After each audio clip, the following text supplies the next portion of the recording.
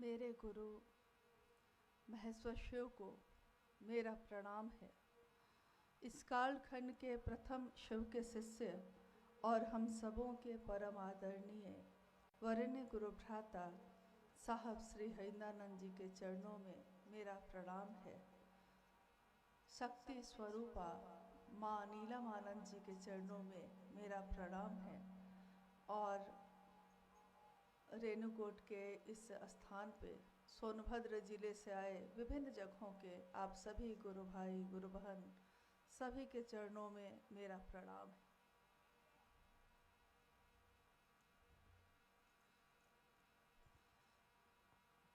हम सबका सौभाग्य है कि आज रेणुकूट के इस धरती पे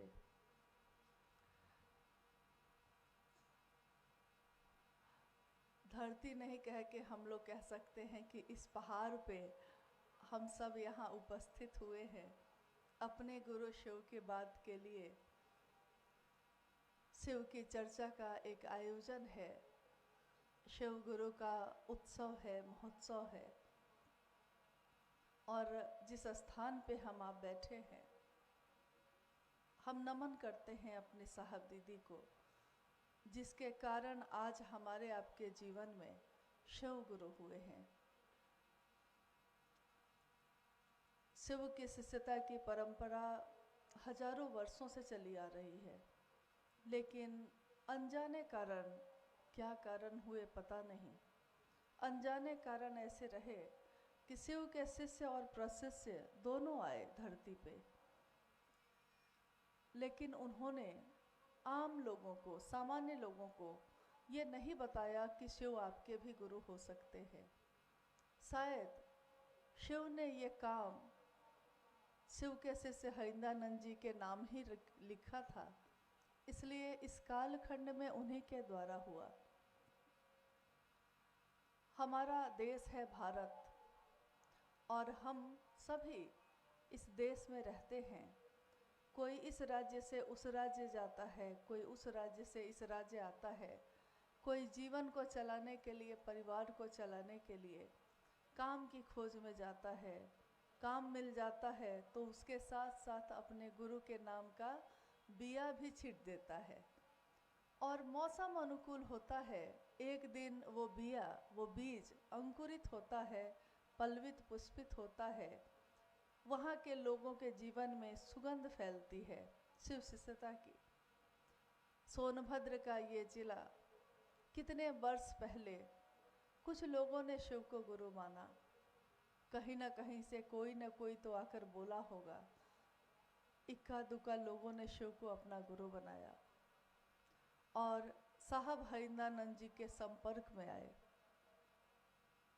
अभी जब ये गुरु भाई यहाँ के ये भजन गा रहे थे तो इतनी ज़्यादा स्मृति साहब और दीदी की आई कि अगर कहने बैठूं तो अंत न हो। आपके जीवन में भी ऐसा होगा, आप अगर कहने बैठिएगा तो उसका अंत नहीं होगा। कि ये सच्चाई है कि इस धरती पे आकर जितने भी रिश्ते मिले हैं, उन सभी रिश्तों में हम लोगों ने अपने प्राण दिए, प्यार दिया, रिश्ता बनाया।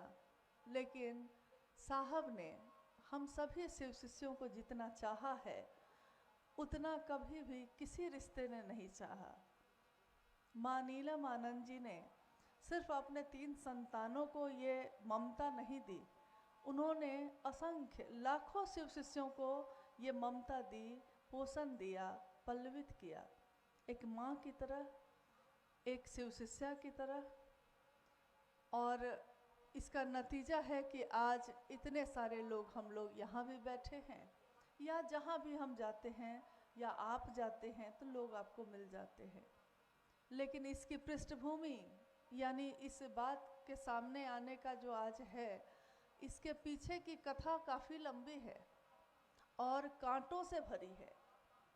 हम इस मैदान में जब बैठे हैं अभी तो हम कहते हैं कि मैदान साफ है, दरी बिछी हुई है, लेकिन इस मैदान में आज जो दरी बिछी है इसके पीछे भी कोई कथा होगी, कोई घटना होगी, कि कोई गुरु भाई लोग जब यहाँ आए होंगे कि यहाँ एक दिन का शिव गुरु कार्य होगा, उसके लिए उन्होंने कितने दिनों तक यहाँ सफाई की होगी, इस पहाड़ वाली जगह को समतल किया होगा, और कहीं मजदूर लगाए होंगे, कहीं खुद ही अपने हाथों से किया होगा। इसको समतल करने में उनके हाथ घायल भी हुए होंगे, होते ही हैं। जब हम कुदाल उठाते हैं, जब हम बराबर करते हैं ज़मीन को, तो हमारे हाथ घायल हो जाते हैं, थक जाते हैं। एक दिन का काम अगर ऐसा है, उसमें तो हम इतना थक जाते हैं। धरती पे आध्यात्म के जगत में आज तक किसी ने ये नहीं कहा कि हर व्यक्ति के गुरु शिव हो सकते हैं। साहब हरिंदरानंद जी ये पैगाम लेकर आए, उन्होंने विचारों में शिव को गुरु बनाया था। तो आइए पहले हम ये जानें कि ये कौन है शिव के शिष्य, क्योंकि जो लोग पहले से यहाँ गुरु कार्य कर रहे हैं उन्होंने आपको बताया जरूर होगा, ऐसा नहीं कि नहीं बताया होगा, लेकिन जब तक हम उसकी कद्र नहीं जानते, जब तक हम उसका महत्व नहीं समझते, किसी चीज़ की कद्र, उसकी परवाह हम तब करते हैं जब हम उसके महत्व को समझ पाते हैं। क्योंकि हमारे पास पानी बहुत है तो हम पानी का महत्व नहीं देते, लेकिन अगर कोई रेगिस्तान में भटक गया हो, कोई मरुस्थल में भटक गया हो और कहीं पानी की एक बूंद नहीं है, एक साद्वल भूमि यानी रेगिस्तान में कहीं कहीं बहुत दूर में कहीं कहीं अचानक, पता नहीं उस ईश्वर की क्या दया है कि अचानक बीच में कहीं कोई एक टापूनुमा जगह होती है और वहाँ पे हरियाली भी होती है, पानी भी होता है, उसको कहते हैं साद्वल भूमि।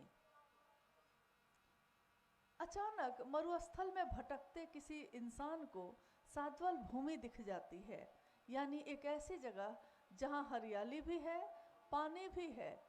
उस प्यासे के जीवन में उस पानी का क्या महत्व है, जब तक हम मरुस्थल में भटकेंगे नहीं, हमको बोधात्मक ज्ञान नहीं हो सकता। जब तक हमारे हाथ आग से जलते नहीं हैं, हमको पता नहीं चलता कि आग से जलना क्या होता है। तो साहब हरिंदरानंद जी ने, आपने अभी सुना, भाई सोमेंद्र जी बता रहे थे कि उनके जीवन में किस तरह उन्होंने अनेक लोगों को अपना गुरु बनाया और भटकते रहे। तलाश थी किस चीज़ की, ये वो भी नहीं जानते थे, हम भी नहीं जानते कि हमको तलाश तो है, लेकिन किस चीज़ की, क्योंकि कोई भी मिलता है, प्यास नहीं बुझ रही है। ये आप उनको बैठने दीजिए, गुरु बहन आप लोग बैठने दीजिए उनको, कोई बात नहीं, क्या हो गया, कोई बैठ गया है, शांति से बैठा है तो कोई दिक्कत नहीं है। हाँ ठीक है, जहाँ भी जगह हो कृपया आप शांति से या तो बैठ जाइए या खड़े हैं तो तब भी ठीक है, कोई दिक्कत नहीं है, क्योंकि ये जगह समतल नहीं है तो स्वाभाविक है कि आपको कष्ट तो हो रहा होगा। हम लोग का मंच भी ऐसे बना हुआ है, लग रहा है कि हवाई जहाज यहाँ से सीधे ऊपर उड़ने वाला है, उधर से चलेगा और इधर उड़ जाएगा। महादेव की दया हो, किसी उत्सुकता का हवाई जहाज यहाँ से ऐसा उड़े कि पूरे ब्रह्मांड में वो घुस जाए। महादेव की असीम दया ऐसी हो, क्योंकि ये धरती जो सोनभद्र है, इस जिले को भारतवर्ष में कैपिटल ऑफ एनर्जी कहा जाता है। मतलब कि एनर्जी, ऊर्जा की राजधानी। पता नहीं आपको मालूम है कि नहीं, क्योंकि यहाँ बिजली काफ़ी बनती है, आप लोगों को पता है ये बिजली काफ़ी बनती है, इसलिए ऊर्जा की राजधानी नाम है इसका। तो ऊर्जा है यहाँ बहुत ज़्यादा है, लेकिन हम ही लोग भूल के बैठे हैं। तो हम बात कर रहे हैं महादेव के शिष्यता की। शिव गुरु के रूप में हैं और हम आप शिष्य हैं। कौन है ये शिव, जिनकी पूजा हजारों वर्षों से धरती पे होती आई है? वही महादेव। लेकिन ये महादेव मेरे कैसे अपने हैं, क्योंकि ये तो सबके हैं। जो सबका होता है वो एक का नहीं होता। ये साहब हरिंदरानंद जी की वाणी है, मेरी नहीं। उन्होंने हमेशा ये कहा, जो सार्वजनिक होता है, जो सबका होता है, उसका कोई नहीं होता, वो अकेला होता है। इसीलिए उस ईश्वर ने भगवान के रूप में, वो अकेला ही तो था, उन्होंने इच्छा की सृष्टि बनी, दुनिया बनी, लेकिन इस दुनिया में आकर हम ऐसा मगन हुए कि जिसने बनाया हम उसी को भूल गए। तो आज भी वो ईश्वर अकेला ही है। तो साहब ने कहा कि शिव सार्वजनिक देवता हैं, इसीलिए किसी के अपने नहीं हो सके, मेरा अपना, मात्र इतनी ही बात थी, लेकिन ये बात नहीं हो सकी। अब है कि ये हुआ कैसे, क्योंकि आज तक तो हमारे मन को अभ्यास नहीं था कि ऐसा हो जाता, लेकिन ये हुआ। सन 1974 में शिव के शिष्य हरिंद्रानंद जी ने, वो बैठे हैं, अर्धरात्रि का समय है, 2 बज रहे हैं रात के, उन्होंने ही सुनाया था, उन्हीं के मुख से सुना था, वही वाकया याद है। 2 लगभग बज रहे हैं और शमशान का सन्नाटा है। उस शमशान भूमि में बैठे हुए उनके मन ने मुड़कर अपने जीवन को देखा।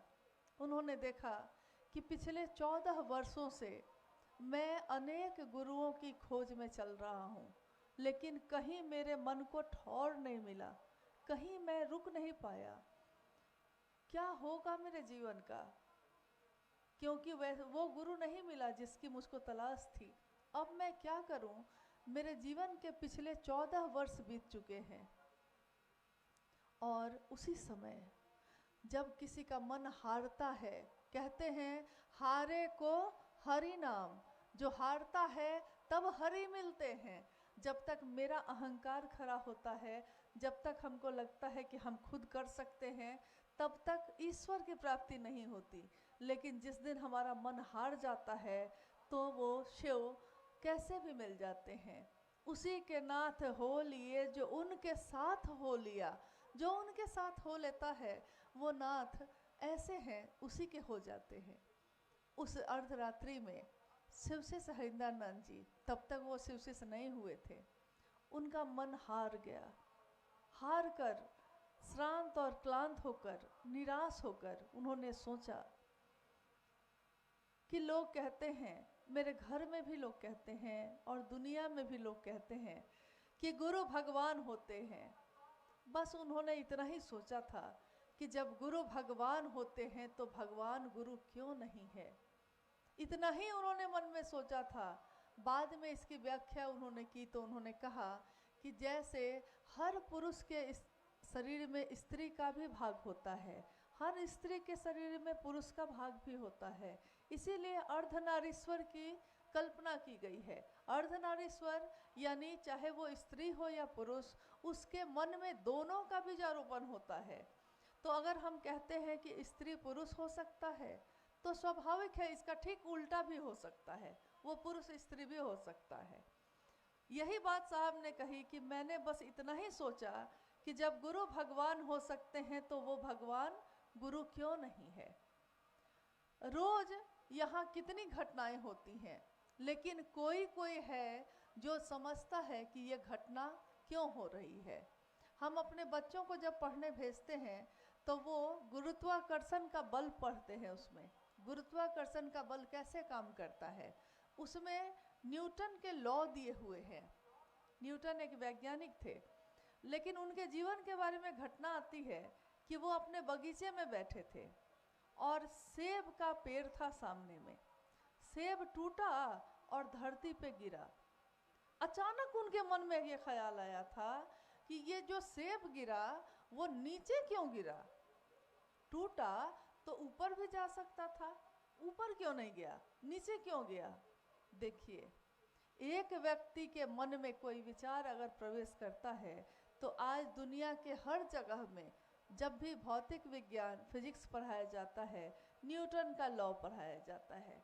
लेकिन न्यूटन का लॉ आने से पहले न्यूटन का लॉ नहीं था, लेकिन वो सेब रोज टूटकर जमीन पे गिरता था। लेकिन जानता है कोई विरला ही जानता है, कोई जौहरी ही हीरे की कद्र करता है। उस दिन भी एक विचार ही था जो उस सन्नाटे में साहब हरिंद्रानंद जी के मन में गूंज गई कि वो भगवान ही गुरु क्यों नहीं है। और भगवान वो शिव को कहते थे, उन्होंने शिव को ही गुरु बना लिया। लंबा समय बीता, आगे का 8 साल बीता। 1974 में उनका विवाह दीदी नीलम आनंद जी से 1972 में हो चुका था। 2 वर्ष बीत चुके थे। एक पत्नी के तौर पे उन्होंने माँ नीलम आनंद जी के साथ अपनी व्यथा को बांटा था। उन्होंने उनको कहा था कि नीलम, मैं कितने वर्षों से गुरु की तलाश में हूँ, लेकिन ये तलाश पूरी नहीं हुई। 1974 में जब साहब ने शिव को गुरु बनाया तो उन्होंने पहले चिट्ठी लिखी माँ नीलम आनंद जी को। उस समय आपसे ज़्यादा दूर नहीं है, पलामू में ही है। पलामू में मनातू गढ़ है, वहीं पे उनका जन्म स्थान है। तो उस समय माँ नीलम आनंद अपने मायके में थी। साहब हरिंद्रानंद जी उस समय पटना में लॉ कॉलेज में कानून की पढ़ाई कर रहे थे। उन्होंने अपनी पत्नी, जो आपके मन के ज़्यादा नज़दीक होगा, कोई ज़रूरी नहीं है कि वो पत्नी हो या पति हो, कोई ज़रूरी नहीं है कि कोई रिश्ता हो, लेकिन मन जिससे ज़्यादा जुड़ा होता है, हम अपनी खुशी भी उसी के साथ बांटते हैं, अपना दुख भी उसी के साथ बांटते हैं। उन्होंने आज चिट्ठी लिखी कि मैंने शिव को गुरु बना लिया है, तुम भी शिव को गुरु बना लो। माँ नीलम आनंद जी को बहुत तसल्ली मिली, उनके मन को खुशी हुई कि आखिर मेरे पति को एक ठौर मिला। और उसके बाद के 8 वर्ष बीत गए, एक लंबा समय। 8 वर्ष मामूली नहीं होता है, लेकिन इन 8 वर्षों में कितने चमत्कार, कितनी घटनाएं उनके जीवन में हुई। और उसमें से बहुत सारे घटनाएं तो पाटन में रहते हुए हुई। पाटन एक ब्लॉक है जो मनातू ब्लॉक के बगल में है, जहाँ पे साहब हरिंद्रानंद जी बीडीओ के रूप में उनका तबादला हुआ था। वो वहाँ के बीडीओ थे उस समय। और उसी क्वार्टर में अनेक घटनाएं हुई। आज वो क्वार्टर अब खंडहर है, लेकिन कभी उसी में साहब हरिंद्रानंद जी और दीदी नीलम आनंद जी का बसेरा था। और शिव के संदेश आए, कितने बेलपत्र की बारिश हुई, कैसी कैसी घटना हुई। सामान्य लोग जब सुनेंगे इन घटनाओं को शायद उनको विश्वास भी ना हो, लेकिन जिन लोगों ने अपनी आंखों से देखा है, उन्होंने देखा है कि कैसी अद्भुत घटनाएं हुई। ये घटनाएं उस समय क्यों हुई, क्यों आज नहीं होती, क्यों उस समय हुई? क्योंकि सामान्य जन में ये बात उतरी नहीं थी कि शिव गुरु हैं। दुनिया चमत्कार को नमस्कार करती है, इसलिए शिव ने कहा कि चलो हरिंद्रानंद, तुम चमत्कार ही चाहते हो तो पहले चमत्कार ही ले लो। आगे 8 वर्ष तक चमत्कार ही होते रह गए, ऐसे ऐसे चमत्कार कि साहब जिसको जो कहते सो हो जाता, जो सोचते सो हो जाता। उन्हीं के जीवन में उनको पता है कि मैं यहाँ से निकलूँगा और एक्सीडेंट होगा। वो घर से कह के निकले हैं नीलम आनंद जी को, दीदी नीलम आनंद जी को घर से कह के निकले, नीलम आज तो मेरा मेजर एक्सीडेंट होने वाला है। मामूली बात नहीं है ये। जिसको पता है कि मेरा एक्सीडेंट होने वाला है, वो निकले हैं और गाड़ी में बैठकर चले गए। और सच में उधर से जब लौटे हैं तो पट्टी बांध बूंद के उधर से लौटे हैं, मालूम है। लेकिन उन्होंने काल को नहीं रोका, उन्होंने शिव से इसके लिए कोई याचना नहीं की। हमको आपको समझना होगा कि उसके बाद अब साहब के जीवन में ये बात आई, 1 साल बाद नमः शिवाय आया हवा के झोंके के साथ, सांस में नमः आया, शिवाय उतर गया। ये घटना भी 1 साल में हो गई। तो वो खुद नमः शिवाय का जप भी करने लगे, लेकिन अभी तक उन्होंने लोगों से नहीं कहा है। अगले 8 वर्षों के बाद यानी 1982 में जब वो मधेपुरा गए, तो मधेपुरा में उन्होंने कुछ लोगों को बुलवाया और उनसे बात की कि क्या आप लोग आज भी तपस्या साधना ही कर रहे हैं? अगर कुछ मिल गया है तो ठीक है, नहीं मिला है तो शिव को गुरु बना लीजिए। उन लोगों ने कहा कि हुजूर मालिक आप क्या नई बात कह रहे हैं, ये तो हम लोग को मालूम ही है कि शिव गुरु हैं। ये सुनकर साहब को बड़ा आश्चर्य हुआ। उनको लगा कि जब आपको ये मालूम था, मुझको तो नहीं मालूम कि कहाँ लिखा है, मैंने कोई शास्त्र नहीं पढ़े, मैंने कोई किताब नहीं पढ़ी है, कोई ग्रंथ नहीं पढ़े हैं, इसलिए मुझको मालूम नहीं था, मेरे मन में ये पैदा हुआ खुद, तो मैंने माना। लेकिन आप लोग कैसे लोग हैं, आपको ये मालूम था तब भी आपने शिव को गुरु नहीं बनाया, लेकिन ये लिखा कहाँ है? तब सारे ग्रंथ मंगाए गए, रामचरितमानस, महाभारत, उपनिषद, वेद, सारे जगहों पे शिव के गुरु स्वरूप की अनेक बातें लिखी हैं, अनेक श्लोक लिखे हैं। तुम त्रिभुवन गुरु वेद बखाना, संभवे गुरुवे नमः, ज्ञान देने के कारण तू शंकर है।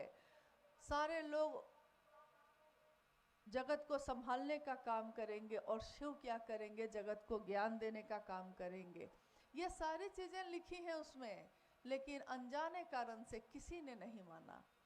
अब आया जगत में, अब उतरा जगत में महादेव के शिष्य का भाव, तो उन्होंने लोगों से कहा कि मैंने शिव को गुरु बनाया है, आप भी बनाइए। लोगों ने उनकी बात पे विश्वास किया और शिव को गुरु बना लिया। लेकिन ये कौन लोग थे? ये वो लोग थे जो शुरुआती दिनों में जिनका मन लौकिक दुखों में डूबा हुआ था। लौकिक दुख क्या होते हैं?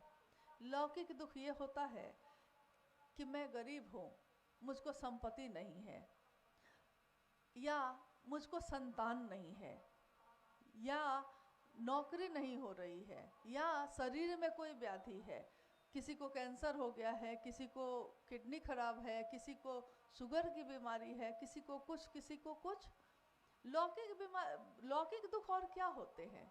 जो जगत में रहने पे दुख देता है, वो सारी चीजें लौकिक दुख हैं।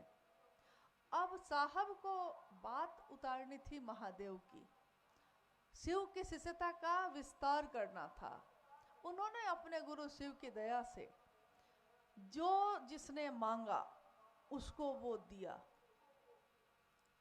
सही कहा गया है कि शिव का शिष्य अगर चाहे तो क्या नहीं दे सकता है, क्योंकि ये अल्प से अनंत की यात्रा है। एकदम क्षमता नहीं है, लेकिन अनंत क्षमता की यात्रा है। छोटी सी ताकत है, लेकिन असीमित ताकत तक की यात्रा है ये। हम आज कुछ नहीं है, लेकिन अगर शिव से मेरा सानिध्य हो जाए तो आपकी वाणी में भी उतना ही गहरा प्रभाव है। लेकिन यहाँ तक कि उन्होंने कहा कि एक बार एक घटना उन्होंने बताई, पटना में थे उस समय वो। उन्होंने कहा कि मैं ईमानदार अफसर था, एक डिप्टी कलेक्टर, दुनिया में निकलिएगा देखने तो डिप्टी कलेक्टर का रुतबा होता है, बहुत सारी सुविधा, ड्राइवर, गार्ड, पुलिस, सब कुछ होता है, रसोईया, चपरासी, सब होता है। लेकिन अगर वो ईमानदारी से काम कर रहा हो तो बस उसको तनख्वाह मिलती है। और तनख्वाह मिलती थी तो साहब के जीवन में, परिवार में ये स्थिति थी उस समय कि 15 से 20 तारीख होते होते पैसे ख़त्म हो जाते थे। और माँ नीलमानंद कहती थी कि घी का दिया जलाने के लिए घी नहीं है। साहब कहते कि क्यों, शिव क्या घी के दिया से खुश होते हैं? अगरबत्ती जला लो। माँ कहती अगरबत्ती के लिए भी पैसा नहीं है। साहब कहते तो ऐसे ही हाथ जोड़ के प्रणाम कर लो। भाव ग्रहण होता है वहाँ, हृदय की हुंडी स्वीकार होती है, ये सामान नहीं। और माँ का मन समझ जाता था। वैसी स्थिति में उन्होंने बहुत बचा बचा कर 3000 रुपये जमा किए थे। एक फिक्स डिपॉजिट, एक आवृत्ति जो होती है बैंक में, उसमें 3000 रुपये जमा थे। मैंने अभी आपको कहा कि पानी का क्या महत्व होता है, प्यासे से पूछिए। जिसके जीवन में अर्थ का अभाव हो उसके लिए 3000 की बहुत कीमत होती है, उसके लिए 3000 बहुत है। आपके पास लाख रुपया है तो आपके लिए 50,000 का कोई महत्व नहीं है, लेकिन जिसके पास 5 रुपया भी नहीं हो उसके लिए 3000 का महत्व है। उस समय एक व्यक्ति ने जिसने शिव को अपना गुरु बनाया था, उसने साहब से कहा कि हमको बहुत ज़्यादा दिक्कत है, एक ज़रूरी काम आ गया है। साहब ने पूछा कि कितने पैसे की ज़रूरत है? उसने कहा 3000। साहब ने अपना जो जमा था उसको तोड़वा कर उसको दे दिया। उन्होंने कहा कि मैंने ये सोच के ये सब किया, जो भी जिसने मांगा उसको दिया, ये सोच के दिया कि वो कृतज्ञ होगा। देखिए ये बहुत बड़ी बात होती है, ये सोच कर दिया कि वो एहसान मानेगा शिव का और शिव के नाम का डंका बजा देगा धरती पे। ये सोच कर दिया था, ये सोच कर नहीं दिया था कि जो दिया है उसी को पकड़ के बैठ गए। लेकिन जिसने दिया, अरे उसका काम का क्या हुआ? उसका काम तो अधूरा है, उसका काम तो बचा हुआ है। तो उन्होंने कहा कि वो भी दे दिया, लेकिन आज वो व्यक्ति कहीं नहीं दिखता है। जिसको मैंने 3000 तोड़ कर दिए थे वो शिव सिस्ता में आज कहीं नहीं दिखता है। उल्टा उन्होंने कहा कि जिसकी मैंने अपने तरफ से कोई मदद नहीं की, महादेव के भरोसे छोड़ दिया, वो शायद मुझसे कभी मिला भी नहीं है, लेकिन मैं उसको जानता हूँ, क्योंकि उसने कहीं भी अगर शिव की बात की है तो मैं उसको जानता हूँ। जो मुझसे मिला नहीं, मैंने उसके लिए कभी लौकिक रूप से कुछ भी दिया नहीं उसको। वो कष्ट में रहा, वो दुख में रहा, मैंने उसको कहा कि सीधे महादेव का आश्रय लो, महादेव का सहारा लो। वो असंख्य लोग शिव के नाम का डंका बजा रहे हैं, जिसको मैंने कुछ नहीं दिया, शिव ने दिया है। तो साहब ने कहा उसके बाद मैंने ये धंधा छोड़ दिया। मैंने कहा कि मैं अब ये काम नहीं करूँगा। अब आपको सुख लगे कि दुख लगे, आप महादेव से जुड़िए और महादेव से लीजिए। लेकिन इस तरह से उनकी यात्रा जब आगे बढ़ती चली गई, असीम प्यार, असीम करुणा उन्होंने सबको दी। आज इन पहाड़ों में, इन जंगलों में शिव के नाम का दिया जलता है। किसके कारण जलता है? कौन है जो जलाकर जाता है? कौन है जो दिए से दिए को जलाता है? शिष्यों की कुटिया में गुरु का सितार बोले। शिष्यों की कुटिया है ये, और इसमें गुरु का सितार बजता है। ये मामूली बात नहीं है। हम अपने जीवन के झंझावात में भी, हम अपने जीवन के उतार चढ़ावों में भी शिव को नहीं भूलते। आज तक के इतिहास में, हजारों वर्ष का इतिहास है हमारा भारत, इसका प्राचीन जब समय रहा है, हमारे पूर्वज बताते थे या हमने किताबों में पढ़ा है कि उस समय गुरुकुल हुआ करते थे। और आप जब पढ़िएगा या देखिएगा तो आपको लगेगा कि उस समय गुरुकुल में आश्रम नुमा व्यवस्था होती थी, और राजा का बेटा भी उसी तरह से आता था, गरीब से गरीब आदमी का बेटा भी उसी तरह से आता था। दोनों समान रूप से शिक्षा प्राप्त करते थे। शिक्षा दीक्षा, हम कहते हैं शिक्षा और दीक्षा लीजिए भाई। प्राचीन समय की जो पद्धति थी हमारे देश में, वो सबसे ज़्यादा शिक्षा दी जाती थी आध्यात्म की। तभी वेद लिखे गए, तभी उपनिषद और ग्रंथ लिखे गए, और सांसारिक यानी व्यापारिक काम करने की शिक्षा बहुत कम दी जाती थी। क्यों? क्योंकि उस समय तक स्थिति ये थी कि थोड़ा सा में ही हम अपना जीवन चला सकते हैं, न्यूनतम व्यवस्था में भी सुखी रहा जा सकता है। छोटे छोटे घर हैं, तालाब और नदी है, हम उसी से पानी पी के अपनी प्यास बुझा सकते हैं। जाना है सवारी से तो थोड़ी दूर खुद ही पैदल जा सकते हैं। लेकिन जैसे जैसे समय बीता, अब आप देखिएगा कि अभी के समय में ज़्यादातर शिक्षा का केंद्र जो भी है उसमें आध्यात्म के बारे में कुछ नहीं बताया जाता। व्यावसायिक पढ़ाई की जाती है, मैथ पढ़ाया जाएगा, हिस्ट्री, इतिहास पढ़ाने के लिए पढ़ाया जाता है, लेकिन वो भी इसलिए पढ़ाया जाता है ताकि आप प्रोफेसर बन सकिए। मैथ पढ़ाया जाता है कि इंजीनियर बन सकिए, यानी आप एक इंसान बन सकिए। इसकी पढ़ाई भी अब शिक्षा केंद्रों में नहीं है। लेकिन भारत भूमि इसी बात के लिए जानी गई है कि यहाँ से पूरे विश्व को ये संदेश गया है कि आध्यात्म की धरती मानी गई है। ये संदेश गया है शांति का, संदेश गया है प्रेम का, और आज भी ये भूमि अनवरत यही काम कर रही है। शिव के शिष्य हरिंद्रानंद साहब ने इस धरती पे शिव का पैगाम दिया, और इस पैगाम ने हमारे मन की सारी संकीर्णताओं को तिरोहित कर दिया। हम जो जातियों में बटे थे, हम जो धर्म में बटे हैं, हम जो अमीर गरीब में बटे थे, हम सब एक हो गए। शिव की शिष्यता यही करती है, हमारे बटे हुए मन को एक करती है, क्योंकि हमारे गुरु शिव एक हैं, हम सब भी वही हैं। जैसे आसमान में अलग अलग तारे हैं, लेकिन रोशनी उसकी एक ही है।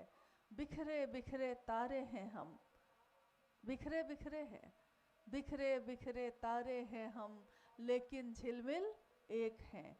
शिव के शिष्यता का भाव हमारे आपके सबके दिलों में एक है।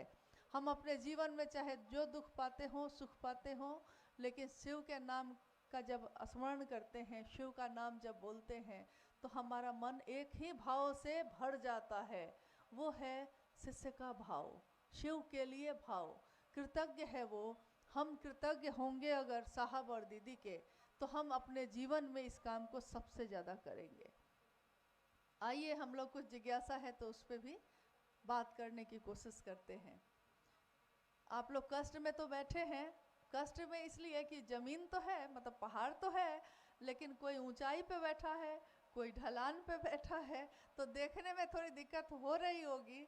लेकिन महादेव का स्मरण कर लीजिए, साहब दीदी की याद कर लीजिए। कोई जिज्ञासा है? जिज्ञासा है, जिज्ञासा मन की स्थिति है। लिख के भेजा है गुरु भाई ने। साहब दीदी का साथ, महादेव गुरु की दया, मेरा मन अनुभूत करता रहता है, लेकिन फिर भी मेरे मन की प्यास नहीं बुझ रही है। कृपया दीदी उपाय बताया जाए। देखिए, जिज्ञासा नहीं, ये मन की अपनी बात है, अनुभूति है। और अनुभूति ये है कि शिव की दया का एहसास हम करते हैं, साहब दीदी की उपस्थिति का एहसास भी हम करते हैं, उनके प्रेम का भी, लेकिन मन की प्यास नहीं बुझती। और प्रेम का ये गुण है, जितना मिलेगा प्यास उतनी ही बढ़ती है। जिससे हम प्रेम करते हैं वो कहता है कि मैं तुमको बहुत प्रेम करता हूँ। अगर कह रहा है वो, तो हम उसको कहते हैं और कहो, एक बार और कहो। फिर कहता है आई लव यू, लेकिन हम कहते हैं कि नहीं और कहो। फिर अगले दिन फिर कहते हैं कि कल जो तुमने कहा था फिर से कहो।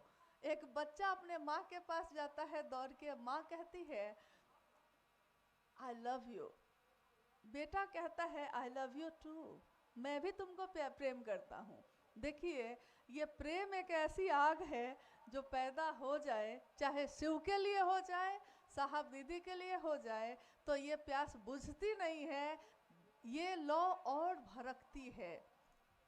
और साहब ने यही कहा कि हंगामा खड़ा करना मेरा मकसद नहीं है, बहुत भीड़ हो जाए, बहुत हंगामा हो जाए, ये मेरा मकसद नहीं है। मेरी कोशिश है कि ये सूरत बदलनी चाहिए, चाहे मेरे दिल में जले, चाहे तेरे दिल में जले, लेकिन ये शिष्यता की आग जलनी चाहिए, सदैव जलती रहे ये आग। प्यास नहीं बुझना अच्छी निशानी है, मतलब प्रेम है, तभी ना नहीं बुझ रही है। और एक जिज्ञासा, भगवान शिव और गुरु शिव एक ही हैं या दोनों दो हैं? जिज्ञासा आपने सुनी है। भगवान शिव और गुरु शिव दोनों एक हैं या अलग हैं? हैं तो एक ही, क्योंकि शिव के ईश्वर के रूप में ही ये सारे रूप हैं। जैसे एक व्यक्ति के रूप में मेरे आपके भी अनेक रूप हैं, स्वरूप हम लोग का बहुत सारा है। एक इंसान पैदा होता है तो बच्चा है एक, लेकिन वो बच्चा जैसे ही पैदा होता है उसके अनेक रिश्ते हो जाते हैं। किसी का पुत्र है, किसी का पोता है, किसी का भाई है, थोड़ा बड़ा हो जाता है, थोड़ा युवा अवस्था में आता है, किसी का पति हो जाता है, किसी का पिता हो जाता है। तो जब जब वो जो होता है, यानी जब वो बच्चा है तो पिता का भाव सामने आता है, उसके मन में पुत्र का भाव प्रकट हो जाता है। जब वो थोड़ा और समझ में आता है उसको, तो बहन बुलाती है भाई, तो उसके मन में भाई का भाव प्रकट हो जाता है। थोड़ा और युवा हुआ है, विवाह हो गया है, तो पत्नी बोलती है, पति को बुलाती है, तो उसके मन में पति का भाव प्रकट हो गया है।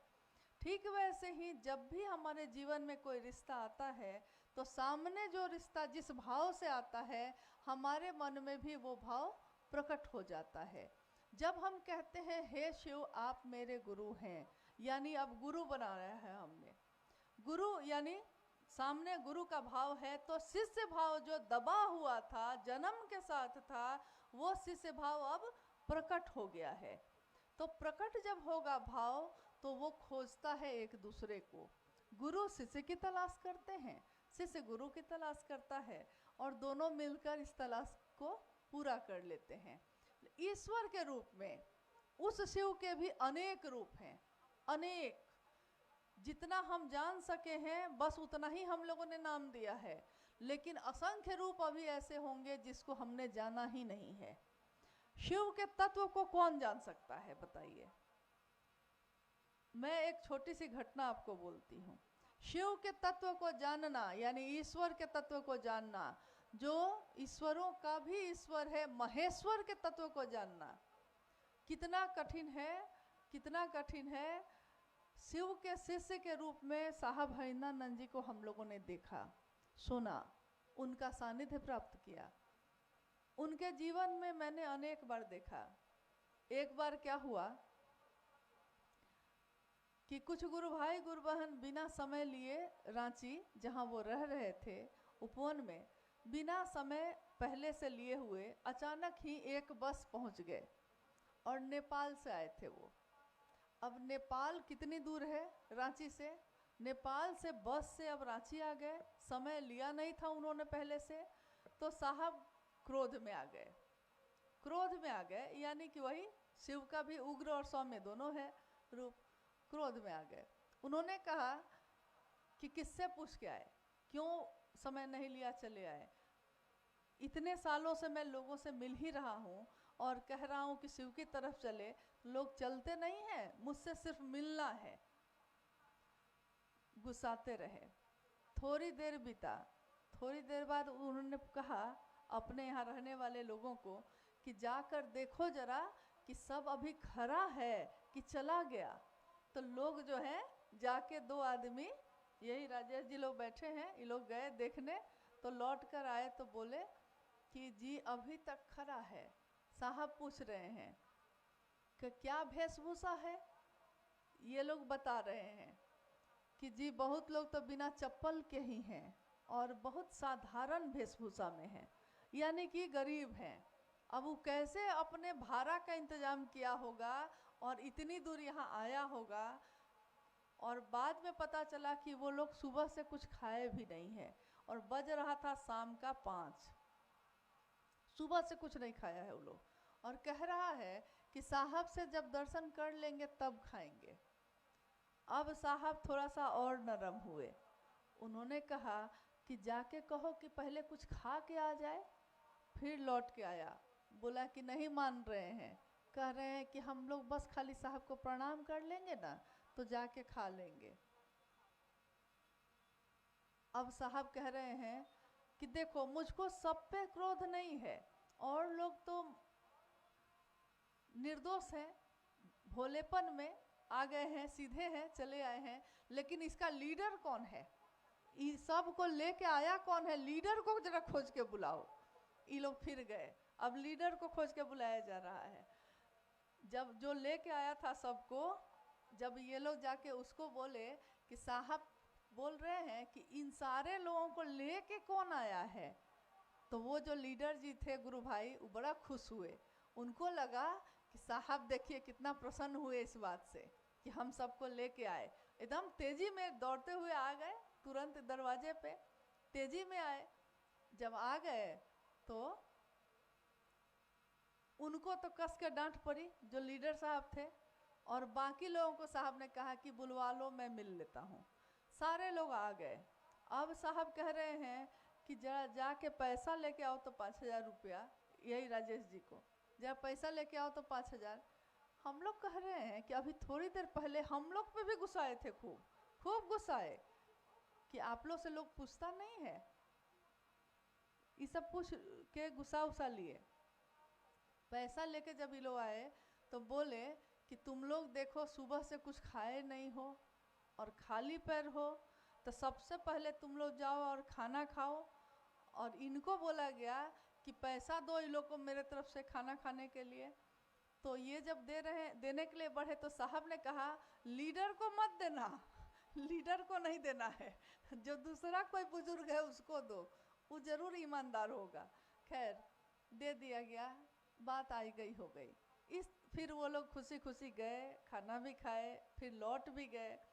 ऐसी कितनी घटनाएं हुई हैं कि सामने देखिएगा तो लगेगा कि वो तो क्रोध में थे, वो तो ऐसा बोल रहे थे, या उन्होंने तो गाली दे दी है, लेकिन उसमें हमारा कितना कल्याण है, कितना शुभ है, ये हम नहीं सोचते।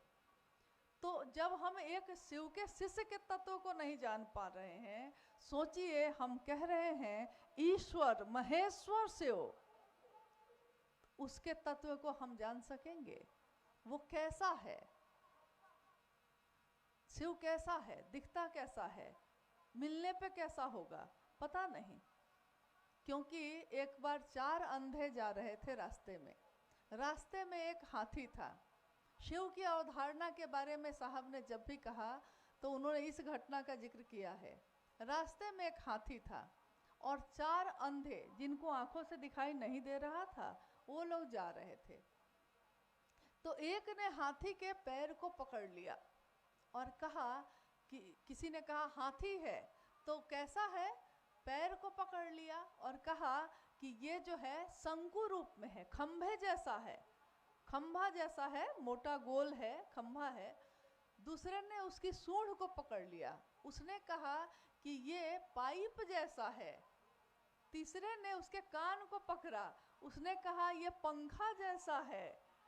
तो साहब ने कहा कि यही है दुनिया के लोगों की शिव के लिए अवधारणा।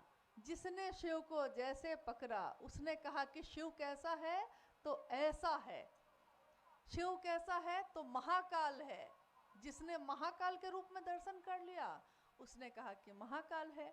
जिसने महामृत्युंजय के रूप में दर्शन किया, उसने कहा महामृत्युंजय है। जिसने वैद्यनाथ के रूप में दर्शन कर लिया, उसने कहा कि वैद्यनाथ है वो। यानी शिव के जिस रूप से जो जैसे मिला, उसको उसी रूप का लाभ मिला। अब उसी शिव के एक रूप की बात साहब ने कही कि शिव से ईश्वर के रूप में आप संपत्ति मांग सकते हैं, धन दौलत मांग सकते हैं, या बहुत सारी चीज़ों की मनोकामना की पूर्ति कर सकते हैं। लेकिन अगर उसको संभालने का ज्ञान ही नहीं होगा तो क्या होगा लेकर? संभालने का ज्ञान भी गुरु देते हैं। और अगर वो ईश्वर ही उसी का एक रूप है, जगत गुरु शिव का रूप, तो क्यों नहीं हम लोग उसी शिव को सीधे गुरु मना ले। हम सामान्य लोग हैं, हम सोचते हैं कि पता नहीं शिव ईश्वर के रूप में हम पे दया करेंगे कि नहीं। लेकिन उन्होंने ये कहा कि मैंने परीक्षा की है, आपकी परीक्षा प्रार्थनीय है। यानी शिष्य ने गुरु की परीक्षा की है। ये 8 वर्षों तक उन्होंने देखा है कि शिव गुरु के रूप में काम करते हैं कि नहीं, वो दया करेंगे कि नहीं। हमारी जो स्थिति है, हमारा जो जीवन है, हम सामान्य लोग हैं, साधारण लोग हैं।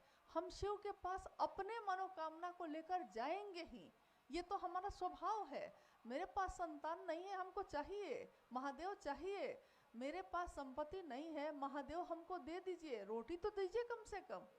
हम सामान्य लोग अपनी मनोकामना की पूर्ति लेकर शिव के पास जाएंगे, ये तो हमारा स्वभाव है, लेकिन शिव गुरु के रूप में उसी मन में, हमारे मन में धीरे धीरे एक चिन्मयी उद्वेलन पैदा करते हैं, एक शुभ विचार भरते हैं, जो धीरे धीरे हमारे मन को शिव की तरफ मोड़ देता है। चले थे दूसरे राह और पहुंच गए कहाँ? शिव ही हमारी मंजिल है, शिव ही हमारे रास्ता है, गंतव्य है, गति है, सब कुछ शिव है। तो इस रास्ते पे चलने वालों के लिए शिव धीरे धीरे अपने तरफ चलने का परिमार्जन करते हैं, अपने तरफ बढ़ाते हैं। तो ईश्वर के रूप में उन तक पहुंचना बहुत कठिन है, लेकिन गुरु के रूप में शिष्य कोई पात्रता नहीं रखता, कोई योग्य नहीं है, तब भी शिव के पास सीधे पहुंच सकता है। तो ज़्यादा आसान है कि आप शिष्य के रास्ते से, शिष्य भाव से उस शिव के नज़दीक हो सकते हैं।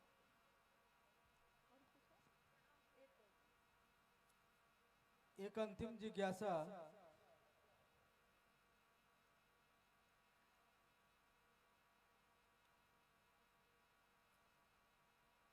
ये जिज्ञासा गुरु बहन मीना देवी, रूपा कुमारी, धनंजय कुमार, सब लोग इस जिज्ञासा में शामिल हैं। नमः शिवाय से प्रणाम गुरु को 108 की गिनती से करते हैं, क्या एक दो बार अधिक हो जाएगा तो कोई दिक्कत है क्या? महादेव को और इसी के साथ एक जिज्ञासा इन लोगों का है कि बहुत लोगों को समझाते हैं, बहुत समझाते हैं, लेकिन फिर भी शिव को अपना गुरु नहीं बनाते हैं, क्या करें? कृपया कुछ भी बताइए। तो पहली जिज्ञासा क्या है कि नमः शिवाय 108 बार करते ज्यादा हैं, हो जाए तो क्या करें?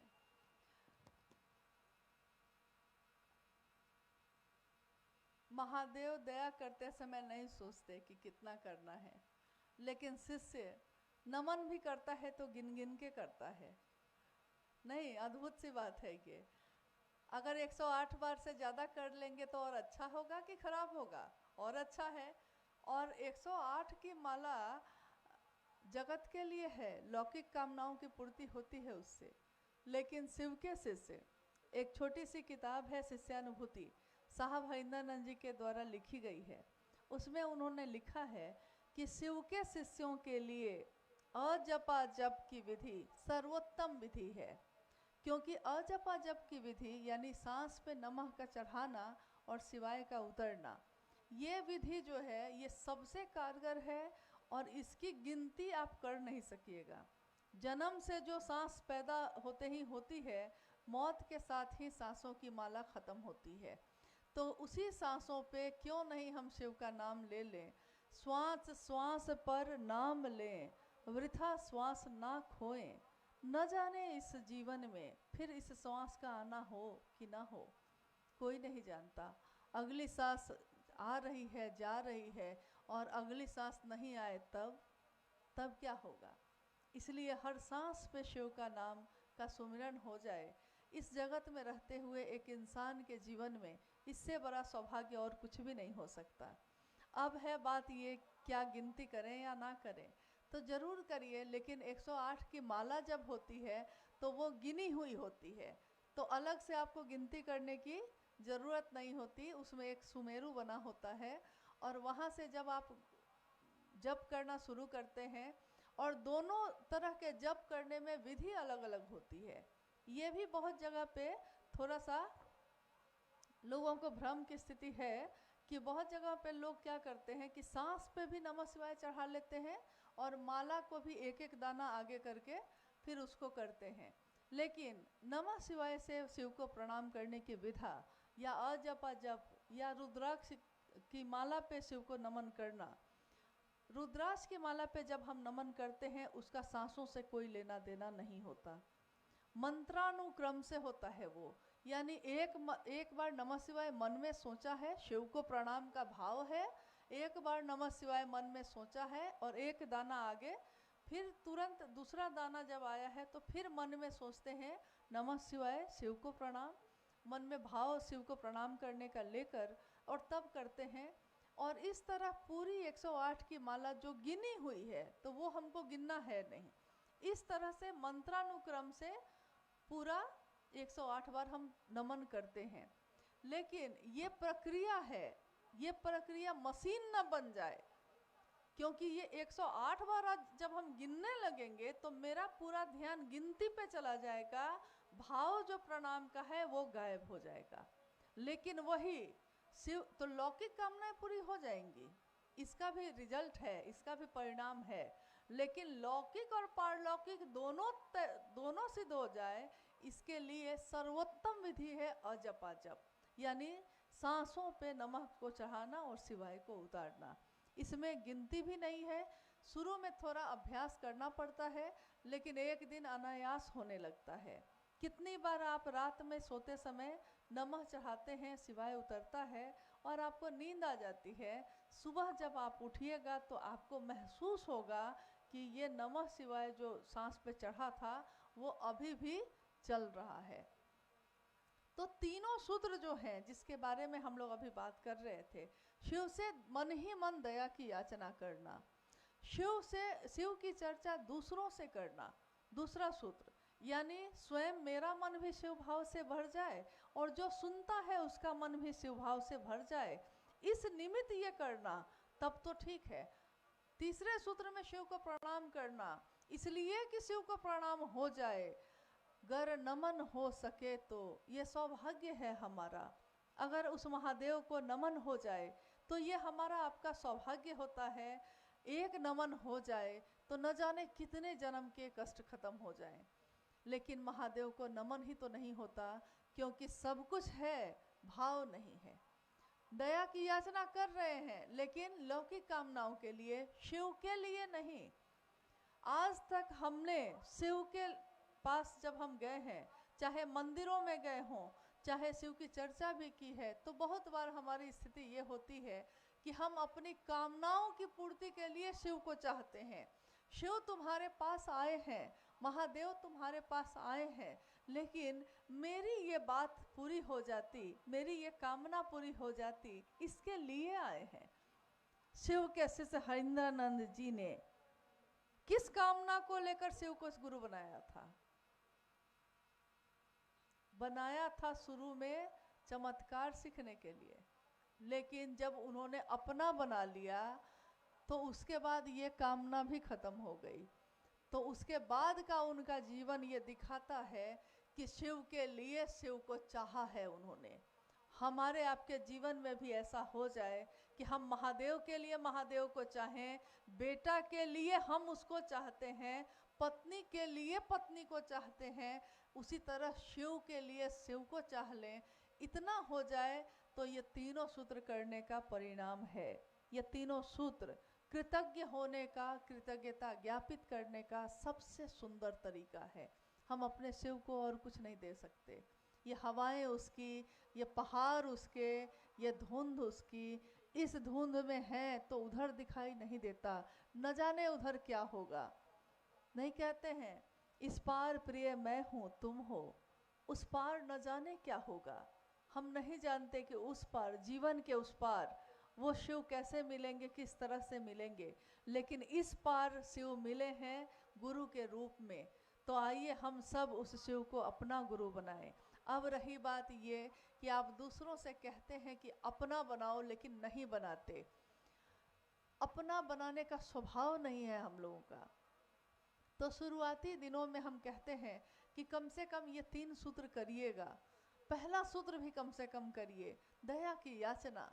दया की याचना मन को एक दिन समर्पित कर देती है। समर्पण की विधा है ये, भक्ति की अभिव्यक्ति है ये। और दूसरा सूत्र ये है ज्ञान की अनुपम विधा, यानी कि ज्ञान की अनुपम विधा कहा गया है, ध्यान की अनुपम विधा कहा गया है कि कोई ऐसा काम, कोई ऐसी चीज़ जो हम कहीं भी रहते हो लेकिन मेरे मन में वो चलती रहती है। पैसा रखा है मेरे पॉकेट में, पैसा नहीं बोलता है कि हम इतना रुपया इतना सिक्का है आपके पॉकेट में। पर्स है ना रखा हुआ, उसमें क्या क्या है पर्स नहीं बोलता, लेकिन आपको मालूम है कि आपके पर्स में क्या क्या है, क्योंकि ये पर्स मेरा है, ये रुपया जो मेरे हाथ में है ये मेरा है। तो शिव भी नहीं बोलते कि मुझको अपना बनाओगे कि नहीं। जिस दिन हमारा मन शिव को अपना समझेगा तो हम कहेंगे कि ये शिव मेरा है, मेरा है, तुम्हारा भी हो सकता है। ये बात आज तक के प्रेम की विधा में नहीं आई है। इससे पहले आपने कभी भी किसी से सुना होगा तो उसने यही कहा होगा कि जैसे एक फिल्म आई थी, उस फिल्म में एक गीत बज रहा है, पत्नी गा रही है, वो गा रही है कि मेरा भला है बुरा है जैसा भी है, मेरा पति तो मेरा देवता है। मतलब लेकिन वो मेरा है, यानी हम जिसको अपना समझते हैं उसके बारे में कहते हैं ये मेरा है।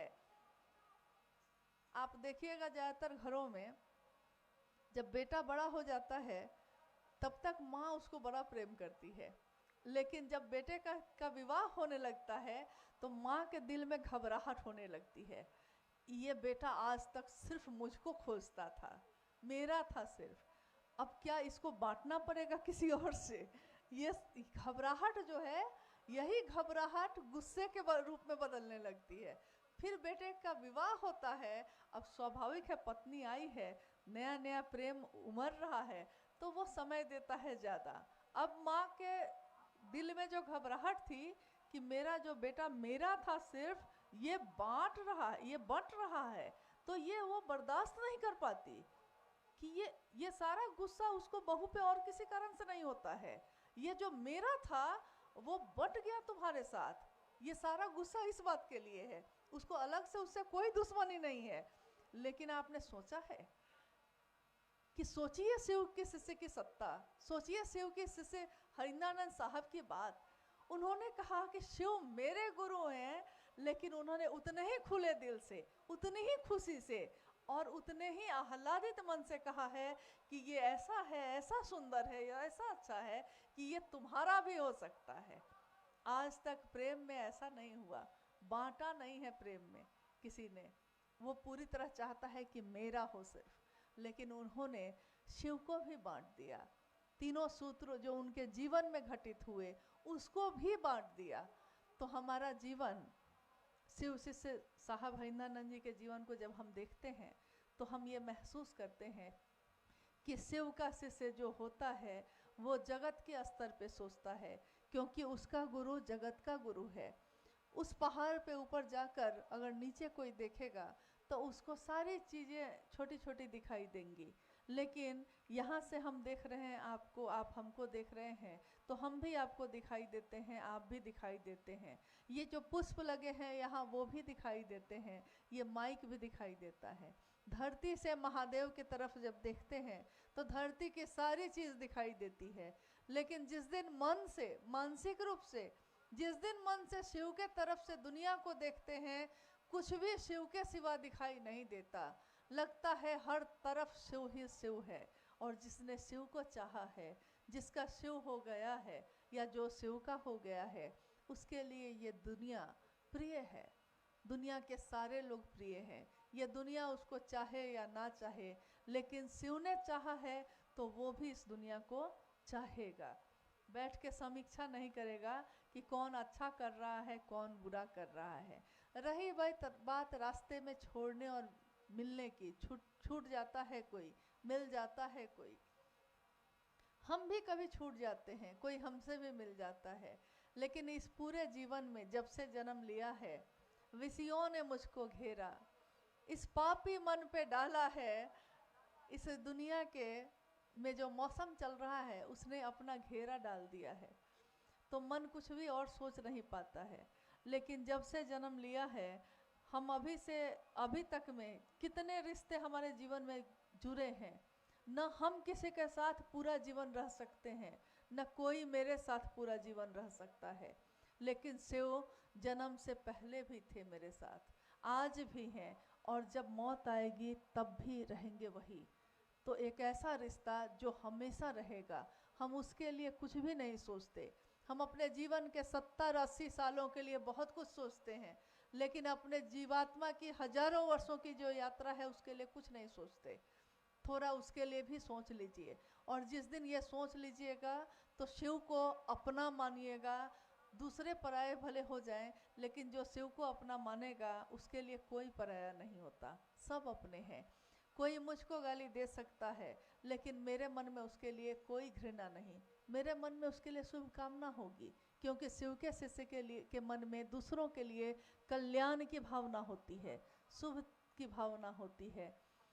आइए हम सब जो आज यहाँ इकट्ठे हुए हैं और महादेव के काम के निमित्त, महादेव की असीम दया है कि मौसम ने बड़ी मेहरबानी की है। नहीं तो जिस समय हम लोग यहाँ पहुँचे थे बारिश हो रही थी रात में, और मुझको बड़ा अच्छा लगा जब कुछ गुरु भाई मिलने आए तो एक गुरु बहन ने कहा, यहाँ होंगे भी वो, उन्होंने कहा कि मैं रात भर सो नहीं पाई ये सोचकर कि महादेव का कार्यक्रम होना है, कहीं ऐसा ना हो कि उस दिन भी ऐसा मौसम हो जाए। तो मैंने कहा चलिए, मुझको लग रहा था कि मैं ही सिर्फ जाग रही थी, आप भी जाग रहे हैं, क्योंकि मैंने देखा है साहब को, जिस समय ऐसा होता था तो वो इससे ज़्यादा चिंतित हो जाते थे इस बात के लिए कि कार्यक्रम हो या नहीं हो, लेकिन मेरे गुरु भाई गुरु बहन जो आएंगे उनको कष्ट नहीं होना चाहिए। तो वो रातों को जगे रह जाते थे ऐसे मौसम में, और अगर भोजन नहीं मिलता तो वो खुद भोजन छोड़ देते थे कि जब लोगों को भोजन नहीं मिला तो मैं कैसे खा लूँ, मैं कैसे ये कर सकता हूँ। इतना प्रेम करने वाला तो आज तक मिला नहीं, और शायद दूसरा कोई मिलेगा भी नहीं, दूसरे किसी की चाहत भी नहीं है, क्योंकि जिसने शिव के शिष्य का दर्शन कर लिया है, जिसने शिव के शिष्य की बात सुन ली है, अब इस दुनिया से कुछ और नहीं चाहिए। बस इतना ही संकल्प है, कोई प्यार करे ना करे, लेकिन शिव को ना भूले। साहब और दीदी की तपस्या जो इतने वर्षों तक हुई है, उन्होंने अपने जीवन का हर क्षण शिव को समर्पित किया है, ये व्यर्थ न चला जाए। हम भी इस दुनिया में नहीं होंगे, आप भी एक दिन ना होंगे। आने वाली पीढ़ी, आने वाले लोग शिव शिष्टता की मूल धारा को बढ़ाते रहें, शिव के नाम का दिया जलाते रहें, बस इतनी ही कामना है। और अपने साहब और दीदी से इसी की याचना है कि हम सभी शिव शिष्यों को वो सामर्थ्य दें जो कि वो देते ही हैं, और हम सबके जीवन को शिवमय बनाएं, सुखी बनाएं, कल्याण हो सबका। साहब और दीदी की ऐसी दया हो, महादेव की ऐसी दया हो। आप सभी के चरणों में मेरा प्रणाम।